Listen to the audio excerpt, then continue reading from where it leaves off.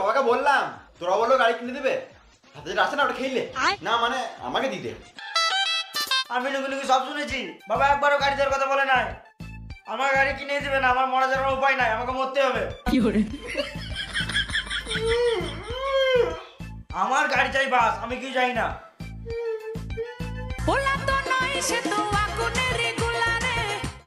Hello, কোথায় আছিস?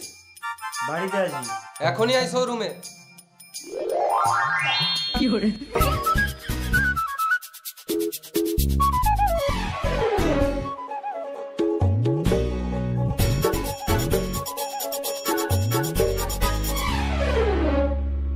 কোন গাড়িটা নিবি?